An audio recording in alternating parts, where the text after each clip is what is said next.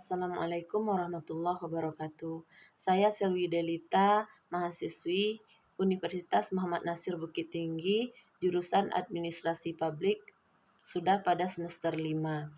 Saya akan mencoba membahas tentang teori-teori hubungan internasional. Teori yang pertama yaitu neoliberalisme Vicencio Dagis. Satu pengantar.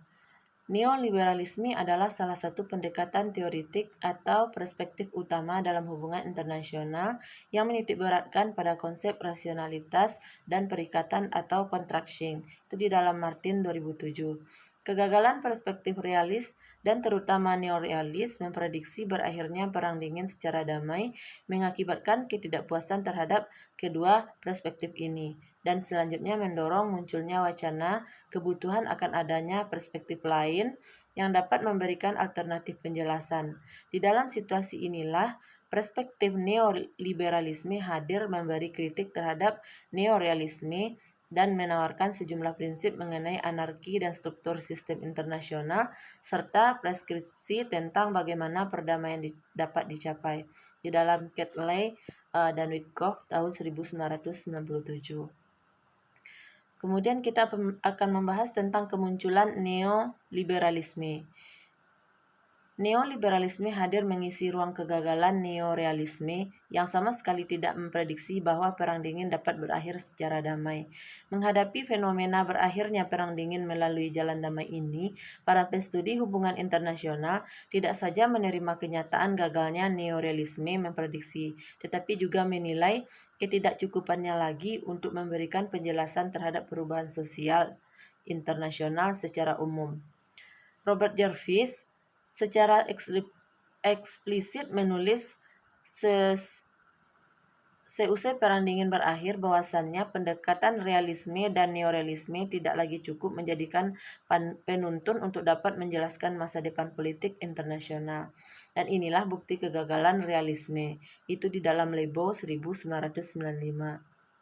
Agenda-agenda internasional yang semakin meluas seusai Perang Dingin tidak lagi semuanya dapat dijangkau melalui penjelasan-penjelasan power politik sebagai perspektif yang sedang mengalami krisis. Sehingga ada kebutuhan untuk mendapatkan perspektif lain yang lebih relevan dengan perubahan situasi politik global setelah berakhirnya Perang Dingin.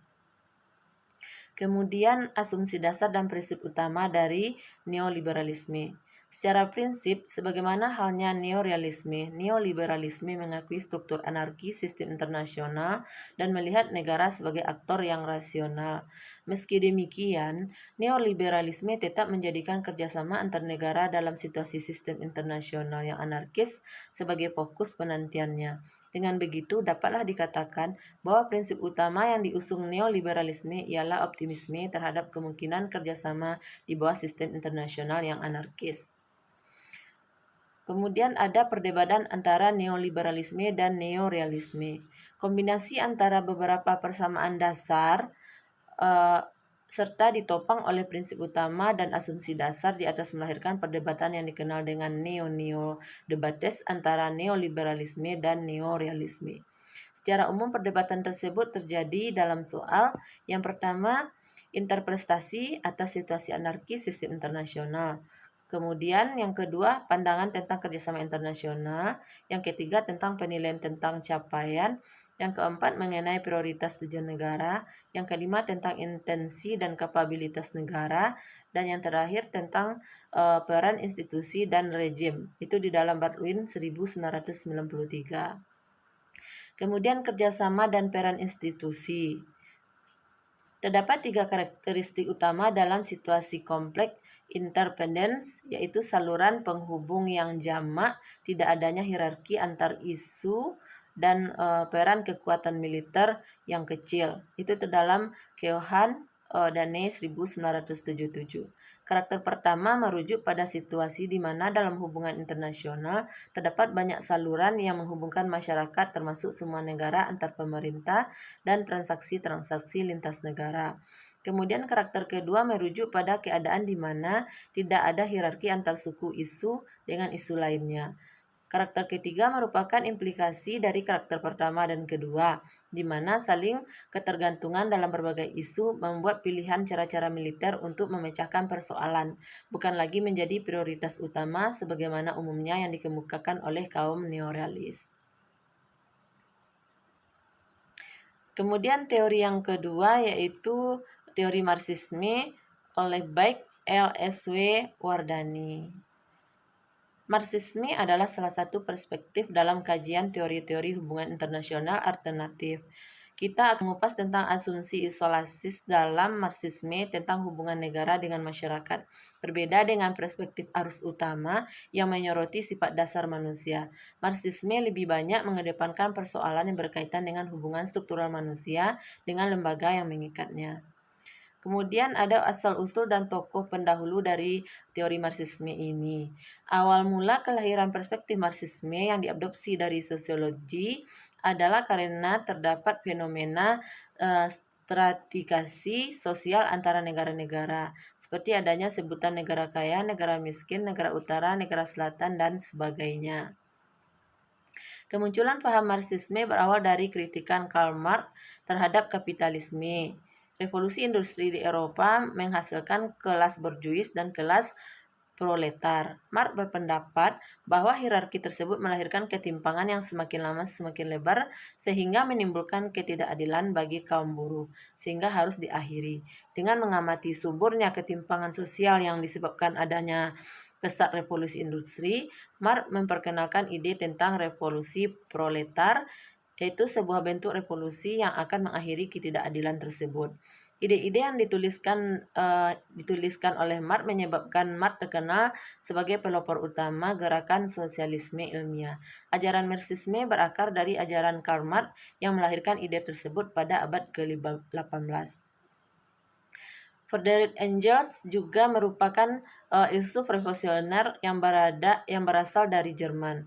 Mereka menulis buku berjudul Manifesto Komunis dan beberapa karya lain yang pada umumnya bertemakan kejahatan kapitalisme, kerusakan-kerusakan yang ditimbulkannya, serta mendorong terciptanya sebuah tatanan yang memungkinkannya terjadi evolusi dalam sistem ekonomi dunia. Dalam perkembangannya, ajaran Marxisme mengalami dua periode, yaitu periode Marxisme klasik dan Marxisme modern. Kemudian asumsi dasar dan prinsip utama dari teori Marxisme. Masyarakat terdiri dari berbagai kelas yang berbeda, yaitu kelas borjuis dan kelas proletar. Itu menurut Jackson dan Sorensen. Kaum borjuis merupakan pihak yang memiliki modal dan alat-alat produksi, sedangkan kaum proletar merupakan pihak pekerja yang tidak memiliki modal dan hanya memiliki kemampuan dan kekuatan kerja untuk dijual kepada kaum borjuis. Kaum borjuis identik dengan kapitalis, kelompok yang akan dikalahkan oleh proletar. Perjuangan kelas adalah hakikat dari perjuangan ideologi Marxisme. Adapun prinsip dasar Marxisme adalah yang pertama, Marxisme menekankan gagasan bahwa kehidupan sosial pada dasarnya adalah konflik kepentingan. Kemudian yang kedua, Marx menekankan terdapatnya kelas-kelas sosial di dalam masyarakat. Konsep kelas sosial digunakan untuk menjelaskan bagaimana dan mengapa masyarakat berubah.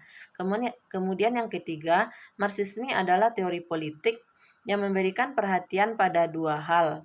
Yang pertama, untuk menyatakan kontradiksi politik dan ekonomi yang melekat dalam kapitalisme. Kemudian yang kedua, untuk menunjukkan jalan menuju pembentukan masyarakat komunis di masa depan. Yang keempat, terdapat dua kelas besar dalam masyarakat kapitalis, yaitu kaum borjuis dan kaum proletar. Kemudian perkembangan Marxisme dan strukturalisme ala Marquez. Perkembangan Marxisme sebagai sebuah ideologi tidak lepas dari kontroversi. Para pemujanya berasal dari kaum miskin dan tertindas. Sementara itu, kelompok yang membencinya terdiri dari mereka yang berpandangan bahwa ideologi ini mendorong tumbuhnya kediktatoran dan penyebaran komunisme yang anti agama, serta menghilangkan aspek individu sebagai salah satu aspek penting dalam mengembangkan aspek rasional dalam sejarah umat manusia. Kaum Marxis meyakini tumbangnya kapitalisme akan diawali dengan bangkrutnya negara-negara industri maju yang mengembangkan sistem kapitalisme seperti Inggris, Prancis, dan Jerman. Amerika Serikat akan bernasib sama dengan negara-negara tersebut. Namun, apa yang menjadi harapan kaum Marxis tidak terjadi. Sebaliknya, kapitalisme semakin tumbuh dan berkembang dengan pesat. Hal ini ditandai dengan berlimpahnya hasil produksi dari negara-negara kapitalis sehingga memaksa mereka menjual ke negara-negara lain. Hal ini memunculkan ideologi baru yang disebut dengan imperialisme. Perkembangan perspektif Marx tersebut kemudian memunculkan strukturalisme atau lebih dikenal dengan neo-Marxisme. Itu di dalam Hobden dan Jones 2008. Sebagian orang juga menyebut neo-Marxisme dengan sebutan strukturalisme atau juga sering disebut dengan struktural Marxis dan scientific Marxisme. Itu menurut Stein dan Petrifort 2009. Strukturalisme atau neo-Marxisme memiliki dua teori utama yang dikembangkan oleh kaum struktural, yaitu dependence theory dan world system theory. Struktur tersebut membentuk tatanan baru yang berpengaruh besar studi hubungan internasional. Kemudian ada potret hubungan internasional dan relevansi kontemporer. Banyaknya interpretasi dan varian Marxisme yang lahir setelah meninggalnya Marx memang sebagian menimbulkan kebingungan. Beberapa varian tersebut bahkan menimbulkan kontradiksi dalam ajaran Marxisme itu sendiri.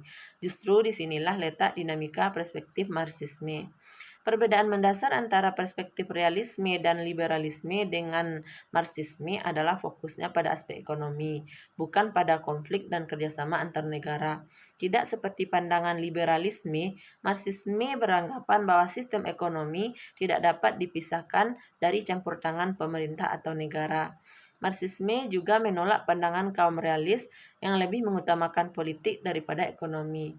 Jika perspektif realisme dan liberalisme memandang konflik dalam hubungan internasional terjadi dalam hubungan antar negara, Marxisme memandang hubungan antar kelaslah yang menjadi penyebab konflik. Dengan demikian, Marxisme menyampingkan hubungan antar negara yang merupakan komponen yang penting dalam sistem internasional.